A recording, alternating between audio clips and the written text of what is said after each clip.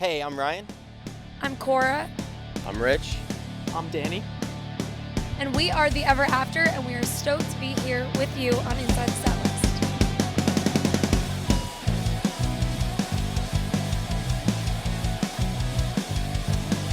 Hey, what's going on? I'm Nick. I'm with Inside the Setlist, and I'm here with the Everafter.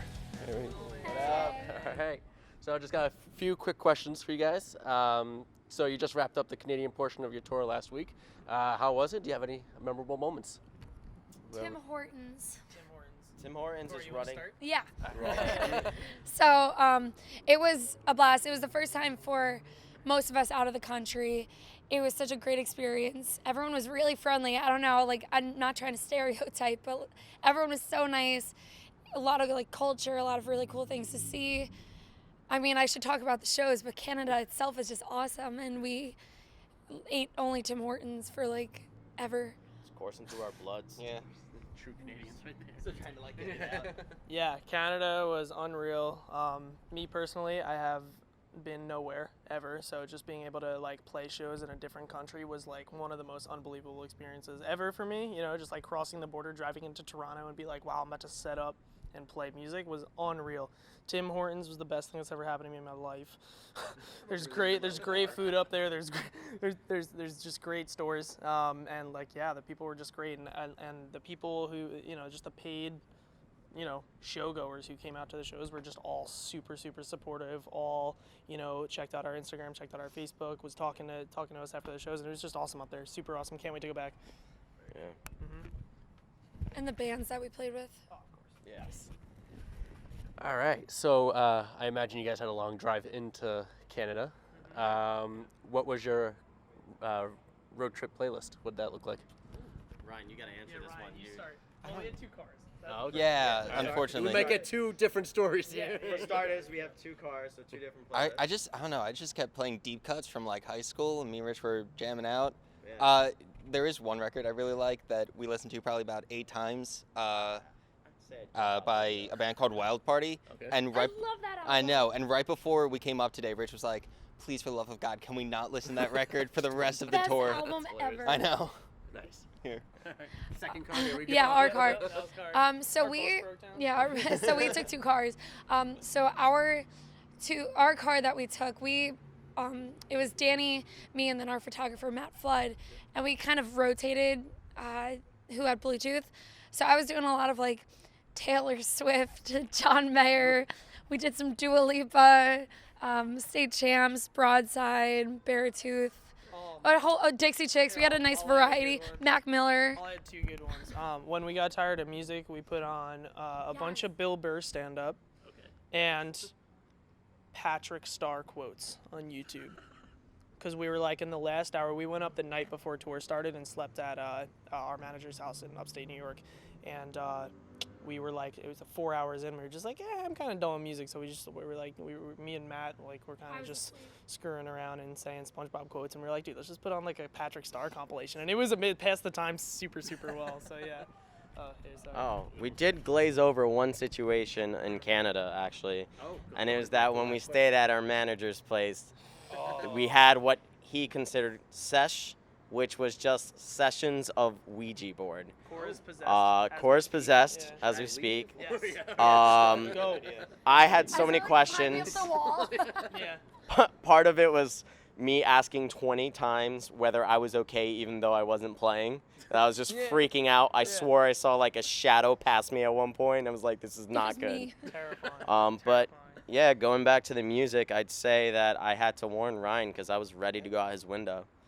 The song came on and I'd be like, didn't we just hear this one? He was like, yeah, I have it on rotation. It's so good. It's on shuffle. I'm on your side with this one. Thank you. All right. So kind of going off on the whole Canada thing. If you could play a show anywhere in the world, where would it be and why? That's a good I got question. it. I wasn't prepared for. This is good. I might sound lame. Cutting edge journalism right here. I want to play the Red Rocks. It's just, I know it's like here, but it's like, that is so cool. It's like, I don't know. I just think that's cool. I have a weird one. Like, it's not going to seem super far-fetched, but Chain Reaction in Anaheim.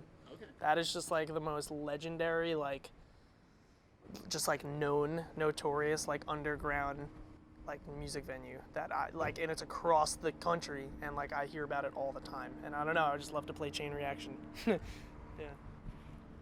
I think if I was looking at something relatively soon, I'd love to go out and play something in California. Chain Reaction. Yeah, yeah, no, definitely.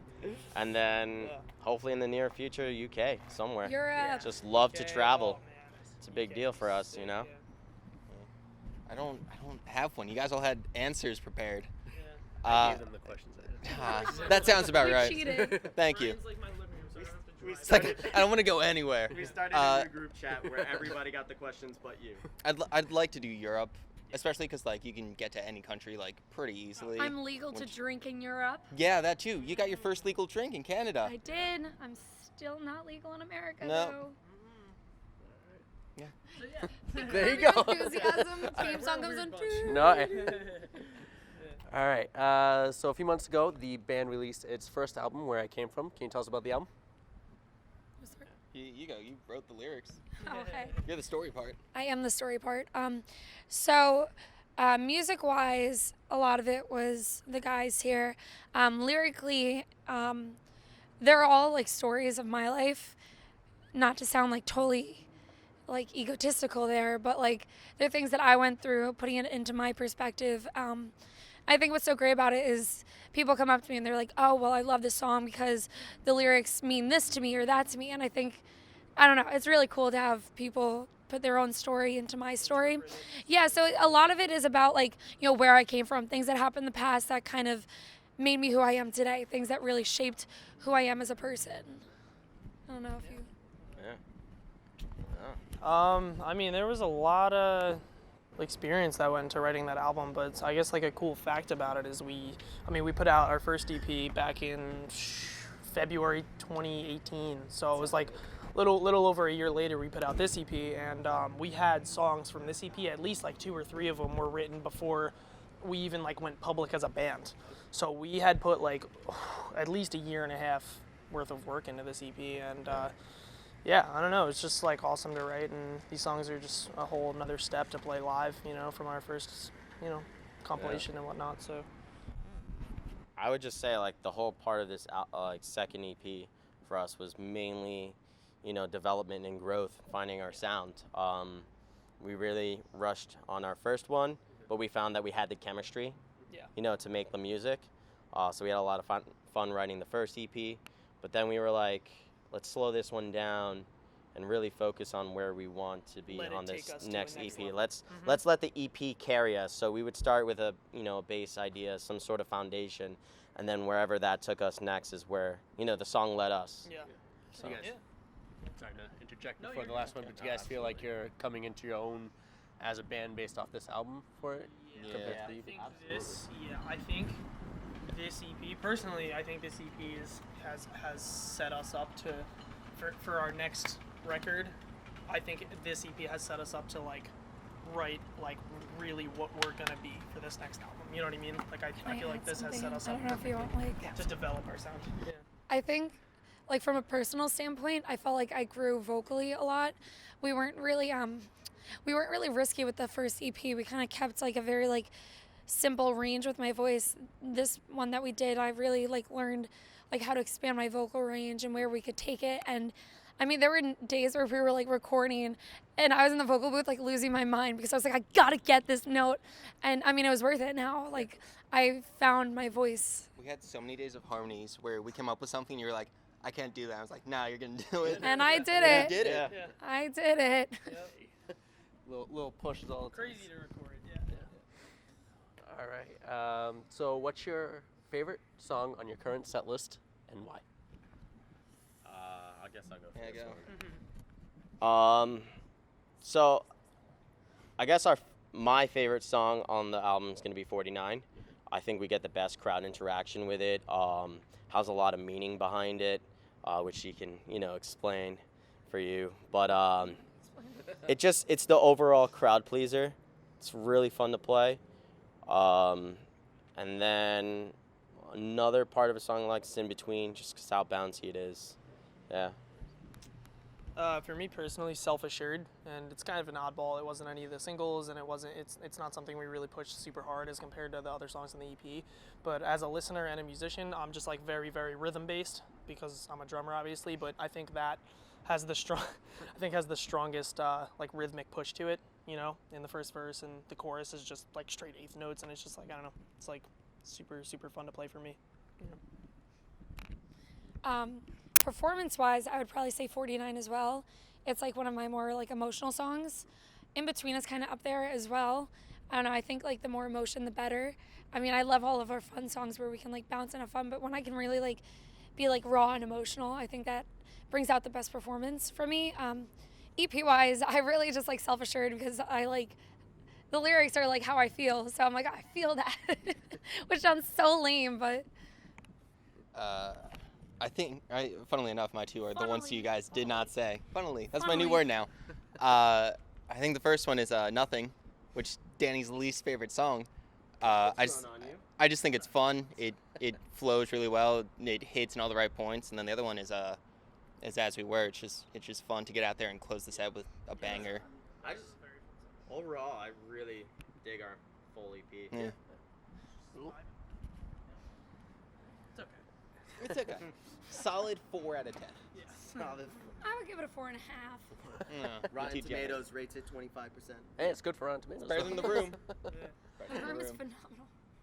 All right. So for a new listener just discovering the Everafter, what's one thing you want them to know about the band? I'm not Paramore. You know, I was trying not to. She appreciates that. Yeah, I purposely avoided that whole concept. Actually, yeah. So there's that. But I think one of the enjoyable parts about Canada is no one did that comparison. She got compared to Paris, which was really freaking sick. What was it? Tim McGraw? That was a weird one. Tim I McGraw. don't get that one. That was a weird one. I'm really trying to see it. I don't. I tried to forget about that. I think my subconscious mind like put that in the back because like I mean Tim McGraw's a talented guy. Don't get me wrong. Oh yeah. I don't see it. If you see it, please tell me. I'd like to know how I'm. Tim McGraw, if you are seeing this, maybe we can collab or something. Make it happen. The Everafter Tim McGraw 2020. Let's do it. If you're getting into our band and ever want to come to one of our shows, don't bring anything with nuts because I have a peanut allergy. Wait, didn't even answer the question though for new. Circus peanuts are good. I would say for anyone like looking to get into the band, I would say like people who are fans of like Neck Deep, State Champs, Stand Atlantic, that kind of sound. And I think, I mean, we try to be pretty original. We try to do our own thing. So, and we're all, I hope we all come across as friendly. Yeah. Oh, actually, I would say too, if you're just getting into our band and we happen to be in your local town, come check us out because we put on a killer set just for you.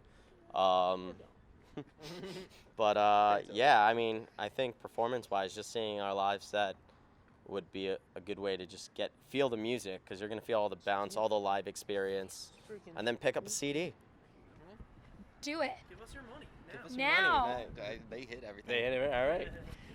All right. So, what can we expect from the Everafter in the next few months? Nothing. We're done. Nothing done. That's a good one. Okay. Walk it I up. guess I'll. There's some behind This the scenes is a stuff that we tough can't one. talk about. I'll start. Yeah. Well, so He just tells them everything. we've pretty much been touring all summer, but we're about to go into like a hard like several months of just straight behind the scenes work and nothing we can really discuss yet. We can mention that we did just sign. to Yeah, Word well, is we Bond just signed on Management. to a new management roster. Yep, Word is Bond Inc. Shout out to Eric. Super stoked to be working with them now. Congratulations. Thank you. Thank you. I appreciate it. And yeah, no, like I said, it's just a lot of stuff coming up that we're excited about that we can't mention Watch our quite social yet. media. But yeah, Yeah. I wish I had more to say about Yeah, it. But just stay tuned to our social yeah, media. yeah. You can expect stuff. Yeah.